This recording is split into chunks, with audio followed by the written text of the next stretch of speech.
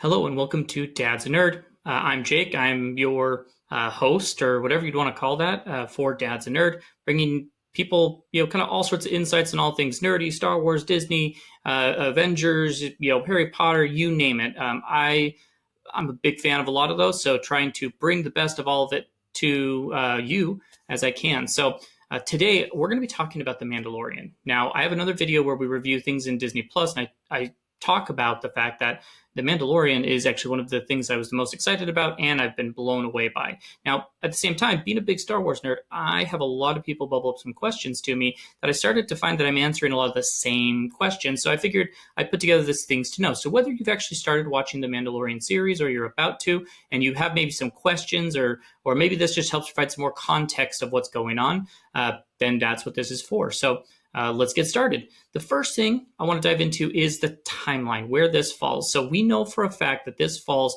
about 5 years after the fall of the Empire. So if you think of the Return of the Jedi, we had events like the Emperor being thrown off and he is dead.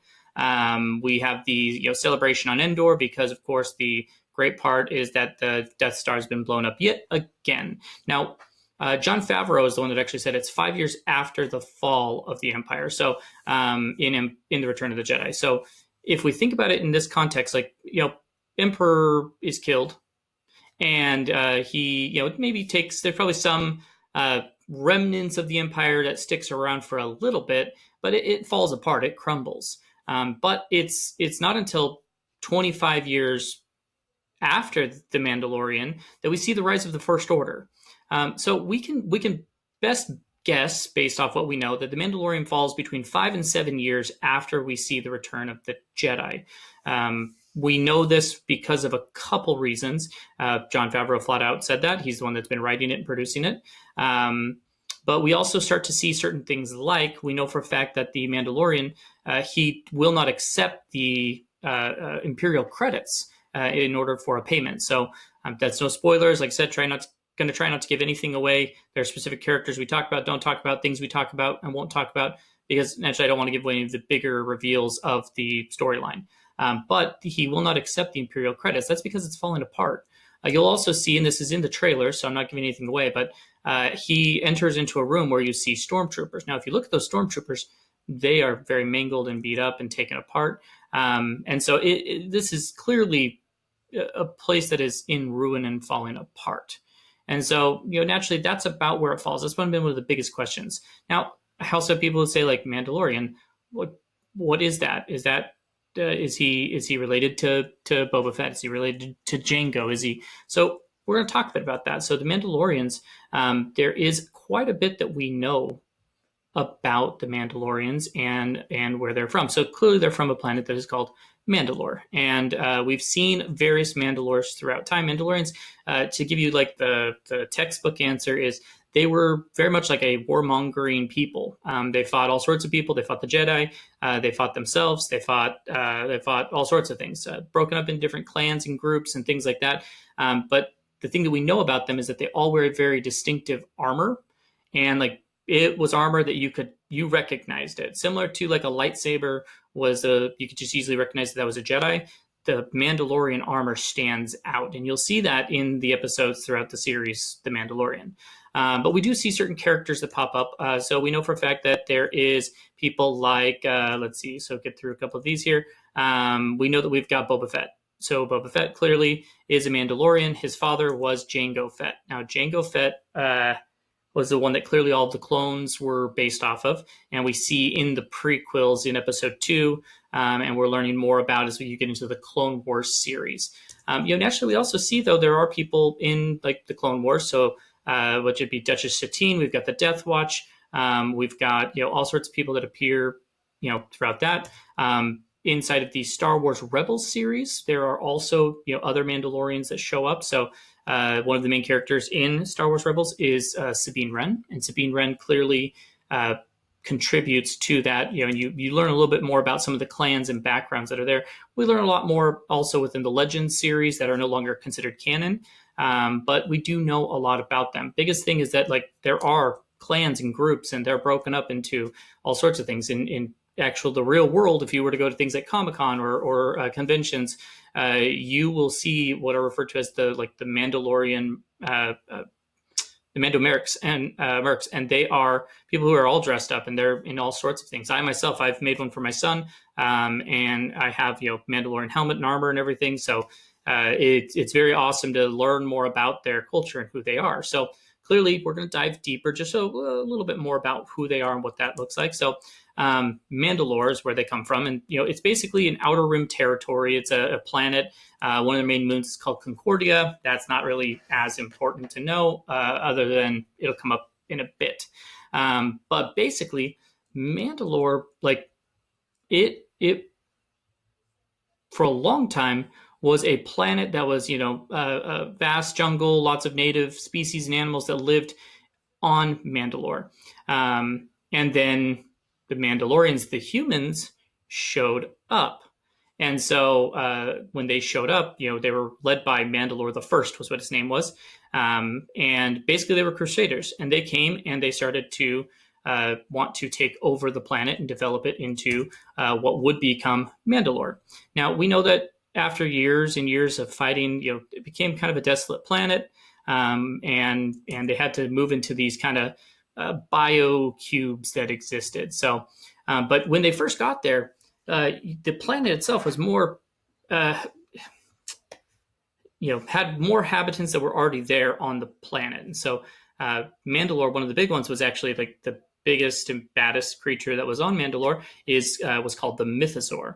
And the Mythosaur essentially was a species that was really, big. They dominated that world until the Mandalorians showed up. And so as they showed up, they started to kill off and train and control the Mythosaur. And they would actually ride the Mythosaur for a long time until eventually they killed it off. And it actually then became the symbol for a lot of Mandalorians. So you'll see this symbol, the Mythosaur skull, show up in a lot of places in the series, as well as throughout different Mandalorian culture. Boba Fett has it on his armor. It's just a universal symbol for that being a Mandalorian. And so we know for a fact, things that we do know about the Mandalorians. They clearly moved to Mandalore. They killed off the Mythosaur. They kind of started to overrun the planet.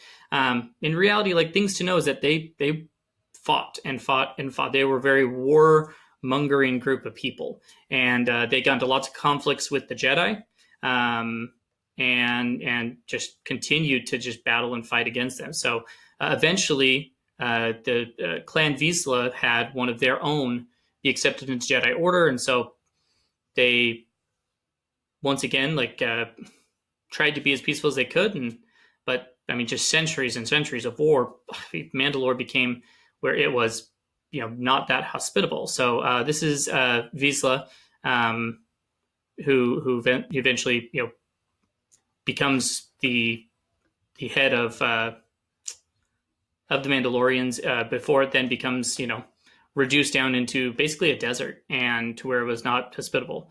And so they have a rise of what's called the New Mandalorians, which we then get to see and learn more about as they, create these biocube cities. And, they're people who still want to be that battling tribes and clans.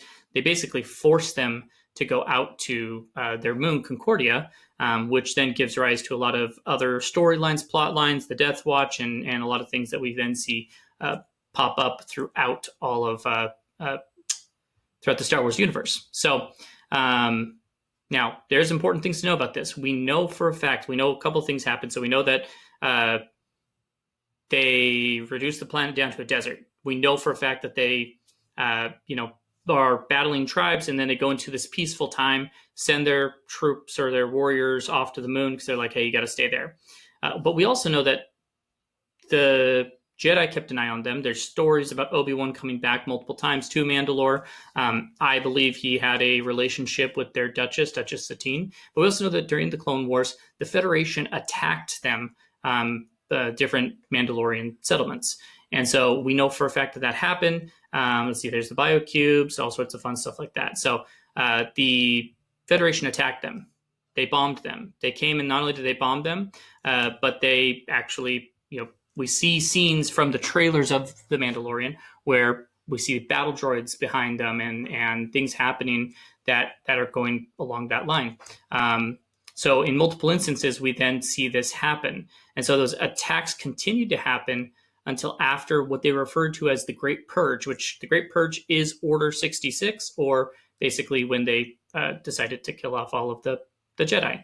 And so we then get this kind of term that you will hear that is referred to as a foundling. Now, foundlings, they are basically Mandalorians who are, when the Federation, the Confederacy attacks, they get separated. And that's kind of a plot line thing that you'll find in the Mandalorian series, is that there are these foundlings, and they are separated, and in many cases then not a part of their own clan or tribe or whatever it may be, and they kind of get separated throughout the universe. And that is, like I said, something that you'll want to know and take note of as you get into the Mandalorian series.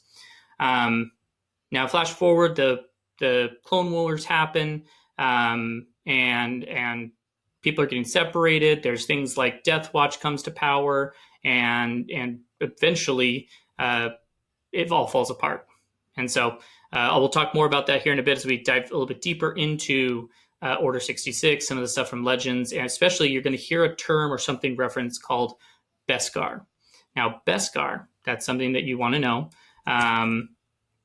It is the armor that the Mandalorians wear. So you'll see here there's a couple different Mandalorians Star Wars Rebels series, but Beskar specifically, when you look at the Mandalorian in the Mandalorian series, you look at his helmet, you look at that pauldron on his shoulder, they have this kind of shinier tone to them. And so that is a metal that's known as Beskar. Now you'll see in all of the Mandalorian armor, it's basically like an iron made up of that Beskar. And it's extremely durable. It's basically mined from Mandalore and on its moon Concordia, and they used it to create this awesome armor that, could do all sorts of things. It could withstand blast shots, and it's even seen to resist lightsaber swipes and things like that. So you learn a lot about it as you go through some of the different series, especially in the Legends books and such novels. But Clone Wars dives very deep into that, as well as Rebels, because of Sabine Wren that is in that series. And so Beskar, you'll see pop up in the Mandalorian series, these little bricks of metal, and kind of what they are and how they work. So basically, it's super rare. And we don't have as much details on certain items. There's a lot we know from Mandalore. There's a lot that when Disney bought Lucas, they made no longer canon. It was referred to as like Legends. But we know for a fact that it comes, Beskar comes from Mandalore, and it's their armor, their weapons, everything they do is made up, is done from that. And so at the Great Purge, that Order 66, let's have the clones kill off the Jedi. They go through and collect up all of this Beskar as well. And so it's rare to be out there, and it's important to know that.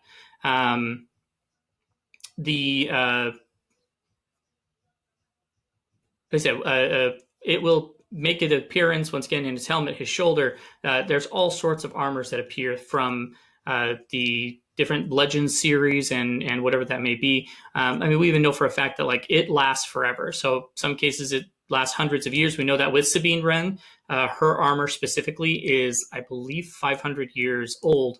And it's just because of the way it's made, that iron and the way that they forged that metal, which you get to see some cool stuff for that in The Mandalorian. So after Order 66, Emperor Palpatine took over Mandalore and basically just took all of that metal for himself.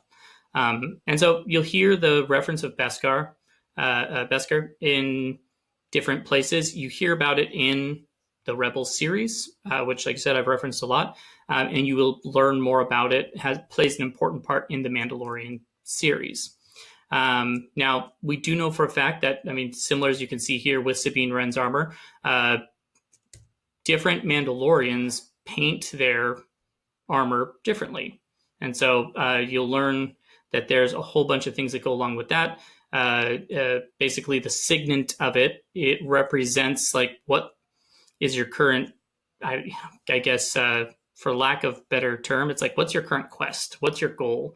And so the colors actually mean different things. And so, green will mean one thing and blue will mean another. And so we see, Jango Fett wearing blue, Boba Fett is in a green.